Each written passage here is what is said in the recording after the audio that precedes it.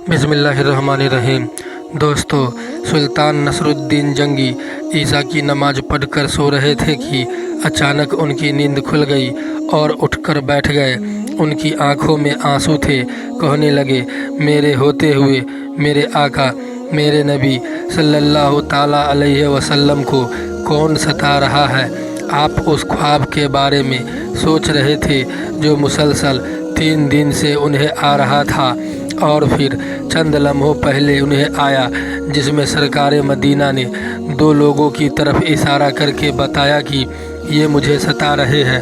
اب سلطان نصرالدین جنگی کو سکون کہاں تھا؟ انہوں نے چند ساتھیوں اور سپاہیوں کو لے کر دمشق سے مدینے جانے کا ارادہ کیا۔ اس وقت دمشق سے مدینے کا راستہ 20 سے 25 دن کا تھا، مگر آپ نے بغیر آرام کیے یہ راستہ 17 دن میں طے کر لیا۔ مدینہ پہنچ کر آپ نے مدینے آنے والے اور جانے والے تمام راستے بند کروا دیے اور تمام خاص اور عام کو اپنے ساتھ کھانے پر بلایا۔ اب لوگ آ رہے تھے اور جا رہے تھے، آپ صرف ان کے چہرے کو دیکھتے، مگر آپ کو چہرہ نظر نہ آیا۔ اب سلطان کو فکر ہو گئی اور آپ نے مدینے کے حاکم سے فرمایا کہ کیا کوئی ایسا ہے جو اس دعوت میں شریک نہ ہوا ہو؟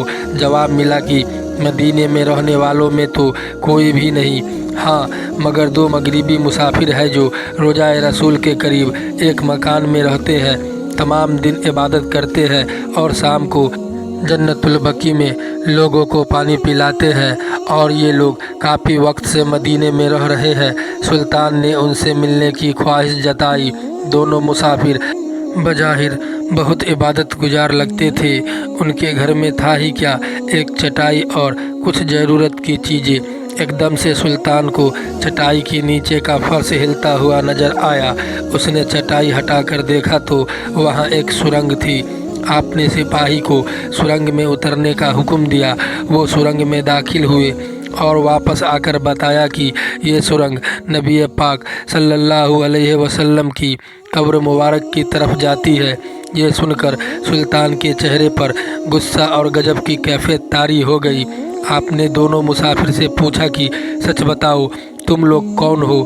کافی پوچھنے کے بعد انہوں نے بتایا کہ وہ نصرانی ہے اور اپنی قوم کی طرف سے تمہارے پیغمبر کے جسم اطہر کو چوری کرنے کے لیے بھیجے گئے ہیں۔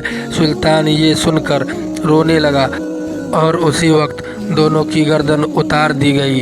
سلطان روتے ہوئے جاتے اور کہتے جاتے کہ میرا نصیب کہ پوری دنیا میں اس خدمت کے لیے اس غلام کو چنا گیا۔ اس ناپاک سازش کے بعد ضروری تھا کہ ایسی تمام سازشوں کو ہمیشہ کے لیے ختم کر دیا جائے۔ سلطان نے انجینئر بلائے اور قبر مبارک کے چاروں طرف خندق کھودنے کا حکم دیا، یہاں تک کہ پانی نکل آئے۔ سلطان کے حکم سے وہاں پر بڑی کھائی بنا دی گئی اور اس میں پگھلا ہوا سیسہ بھر دیا گیا۔ سیسے کی خندق اور کھائی آج بھی روضہ رسول صلی اللہ تعالیٰ علیہ وسلم کے گرد موجود ہے۔ دوستو، امید کرتا ہوں یہ واقعہ آپ کو پسند آیا ہوگا۔ ویڈیو کو لائک کر کے چینل کو سبسکرائب کر دیں۔ خدا حافظ۔